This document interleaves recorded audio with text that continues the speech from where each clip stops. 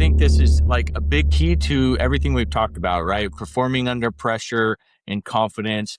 The more research you have is kind of the underlying of like, where do I need to focus my efforts? Hey Pat, welcome back. Yeah, good to see you. You too, you too. Man, this has been fun. It's been great. We talked about this whole series of performing under pressure and going through all the bits and pieces, experiences, and how you handle it, how you've mentored and coached folks up and people and clients you've had going through mindset and all the topics underneath that, and then also going through what we just completed with confidence, right? With segment two. And here we are at the final one, the final part of the pillar under, you know, this. So I think going through and being able to discuss leading up to preparation is going to be key for what we have here. And the topics that, we want to tell the audience right now is this will be our third one or third part of the full series will be preparation. And we're going to go through subtopics that's going to be covering first with this episode, research with reps. And then lastly, our second one will be meditation, visualization, and breathing, and then we'll close it out. But yeah, Pat, for this one with preparation, this is a big one. We've talked about this on our previous episodes, and we want to break down preparation into its physical, mental, team components, and then we want people to understand, like, hey, how does this all tie in together, right? Trusting, embracing challenge is the things that we want people to take away. So let's jump right in, Pat. Research, right? And one of the things that I always thought, like, hey, this is something that's important is, you know, preparing, and you're talking about before a big game. How much would you say you prep for and studying the other side versus focusing on your team? Well, I think researching the opposition is huge. You have to figure out what their tendencies are, who their main players are, what they're being coached up to do, like what's their system, what's their style. But I think that a lot of prep goes into watching over time because teams evolve over time, taking notes of little key nuances in a team and what they tend to do, whether it's like a free kick, a corner kick, or player personnel, how they sub, how far does their goalkeeper kick the ball? Like there's a lot of nuance in the preparation piece that we try to put in, not only just big games, but just every game. And obviously the bigger the game, the more preparation we get. All that said, like I think this is like a big key to everything we've talked about, right? Performing under pressure and confidence. The more research you have is kind of the underlying of like, where do I need to focus my efforts? Yeah, that makes sense too. And that's, we cannot downplay the ability of research, right? I mean, one of the things that I always considered is it's, in the business world, you're doing due diligence, right? You have to, before you sign something, you want to make sure all bases are covered, right? So study the opponents, study your partners, study the people you're working with or buying from, selling to, right? The market, the competitor, teams that you're playing, right? As you said, and these are all high stakes, right? There is a value to it. And I do think that is a key one. Let me ask you this other one.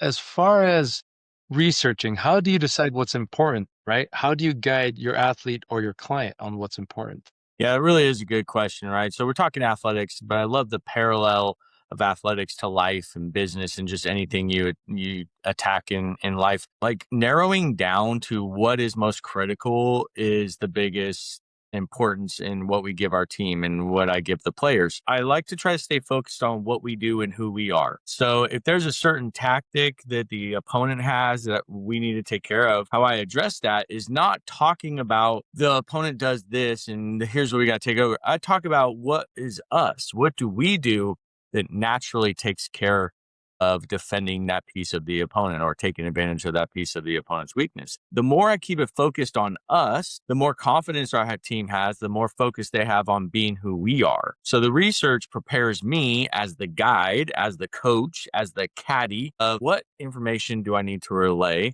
How do I frame it in what we do and who we are so that the athlete doesn't become overwhelmed with too much information? Secondly, like being armed with all this research, I can kind of anticipate or predict what's going to happen in a match and then be ready with that info for the right time to add it in. Because otherwise, if we just saturate our athletes with all of the research we've done, it becomes burdensome. It makes it so they're overthinking, overanalyzing, and not being able to play free. And I think about that in life and in business, even mentoring others and being a life coach is it's like I'm like a caddy.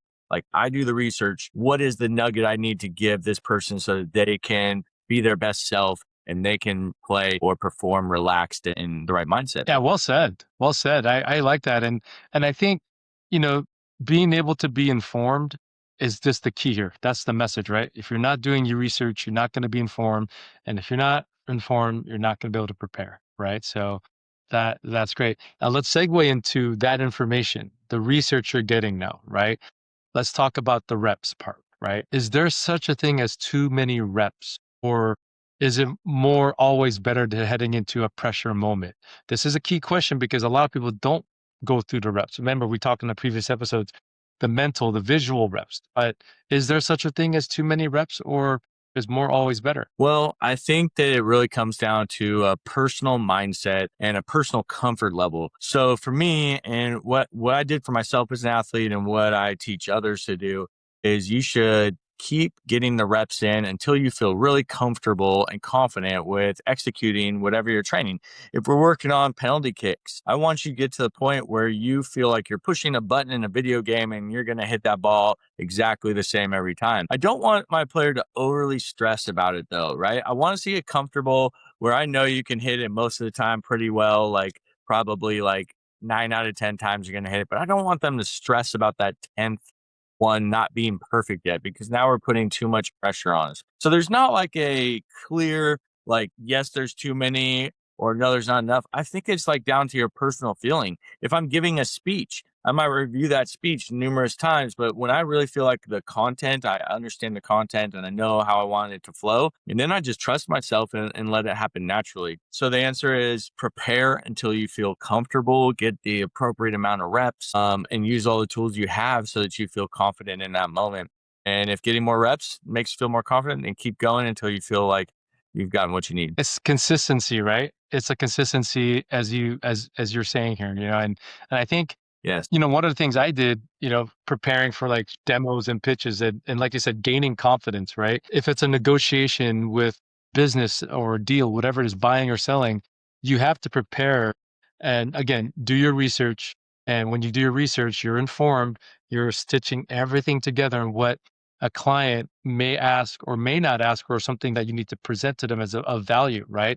So the more you're able to come up and have those answers prepared or a value for them, such as, hey, Pat, you're lacking in your business, a go-to-market motion or a motion that allows people to submit feedback loop. This is what we gotta do. So this is why you need to pay me X dollars or my group so we can implement this and it'll increase your CSAT score or not. So to have to pitch that and prepare it, again, that's part of the research of what your competitor or your client is doing or not doing. So I like that, Pat. You're spot on. Like, yeah, it gives us the confidence when we're doing that in the business world. So I would say on behalf of Pat and I, thank you again, guys, for listening to this episode. We will be talking through meditation, visualization, and breathing on our next one here under the preparation segments. But guys, continue to subscribe, continue to follow us, like us, send us direct messages, and as always, we are available. Pat is available for one-on-one conversations, and we're not going to be sending you books, as I always say, but please reach out, and you will get us, and we'll be able to talk to you. So, guys, thank you for listening in. We appreciate you, and again, appreciate your support. And Pat, thanks for joining again, my friend. Thank you.